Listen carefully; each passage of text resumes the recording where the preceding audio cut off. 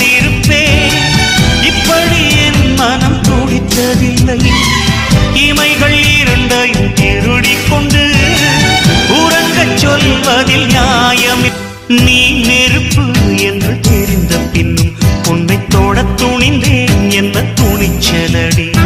மணமகளாய் உன்னை பார்த்த பின்னும் உன்னை சிறை எடுக்க மனம் துடிக்குதடி. மர